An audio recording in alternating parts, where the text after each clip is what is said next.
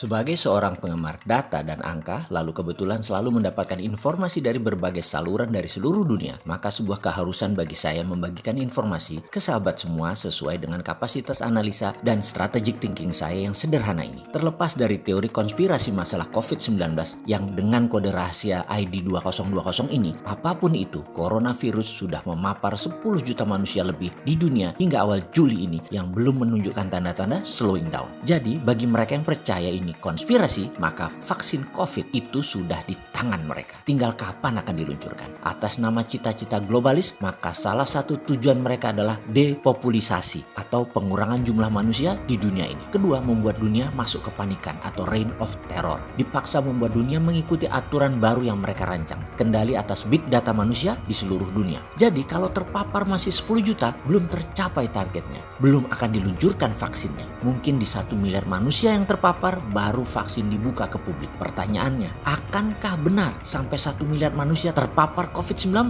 Apakah ada manusia yang sedemikian kejam merancang kendali dunia seperti ini? Atau ini semua hanyalah virus biologi biasa? Sebelum kita lanjut, kita urai sekilas data. Zara, jaringan toko fashion tersebut, menutup lebih dari 1.200 outletnya di seluruh dunia. Chanel, Hermes, Patek Philippe, Rolex menutup produksinya. Nike rugi $23 billion.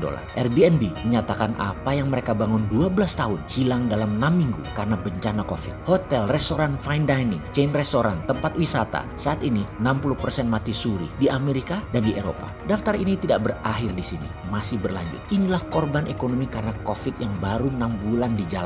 Dan bagaimana 6 bulan ke depan lagi? Begini menganalisanya, kalau COVID ini adalah virus biologi biasa, maka secara vaksin akan didapat kira-kira 12-18 bulan periodenya. Dan kalau kita patok sejak Januari 2020, maka paling cepat vaksin ini tersedia atau ditemukan adalah di Januari 2021. Kalau kita globalis pengendali vaksin penyebar virus corona, kita manusia yang tidak punya hati, maka ditunggu kapan puncak penemuannya para kompetitor tersebut. Kita tidak buru-buru keluarkan vaksin kita. Katakan Januari 2021 benar kompetitor menemukan vaksin dan berhasil. Akankah globalis mendahului meluncurkan vaksin COVID? Belum tentu, Ferguson. Mereka ini pemain panjang. Kalau badminton dikasih rally panjang istilahnya. Main lob terus shuttlecock dikasih ke atas belakang sehingga kita terus menekuk punggung kita ke belakang melayani lob-lob atas tadi. Gak akan mungkin kuat kita smash. Kita harus keluar ke garis belakang untuk men-smash kok tadi di atas. Dan sekali dimainkan ke net, balikan smashan kita tadi, mati langkah deh kita ke garis belakang. Gak mungkin cepet langkah ke depannya. Jadi globalis terus akan mainkan lob-lobnya tadi agar kita terkuras tenaganya. Globalis juga tahu sekali kalau mereka kalah cepat meluncurkan vaksin, mereka malah rugi. Karena banyak negara saat ini laboratoriumnya berusaha bekerja 24 jam di mana-mana untuk secepat mungkin menemukan vaksin COVID. Jadi kapan globalis meluncurkan vaksinnya? Ketika Januari 2021 misalnya di laboratorium Perancis ternyata sudah menemukan vaksin COVID, maka mereka produksi secara komersial, membangun sarana dan lain sebagainya, kira-kira baru 6 bulan disiapkan atau siap. Jadi baru Juli 2021 vaksin untuk negara Perancis berhasil dibuat. Lalu Indonesia dan sisa dunia kapan? Tambah 6 bulan lagi sejak Juli, jadi paling cepat adalah Desember 2021 Indonesia dan sisa dunia dapatnya. Sekarang kita hitung 10 juta terpapar di dunia ini karena COVID. Desember 2020 dikalkulasi 300 juta manusia di dunia ini akan terpapar. Dan pada Juli 2021 data sederhana akan memperkirakan 600 juta manusia di dunia ini terpapar. Maka Desember 2021 1 miliar manusia ini terpapar. Sekali lagi, ini hanya perhitungan yang sangat pesimis. Jadi mudah-mudahan salah. 1 miliar. Ya, globalis senang di sini. Target mereka tercapai. Jadi kalau yang percaya COVID adalah konspirasi, maka vaksin keluar kira-kira Maret April 2021.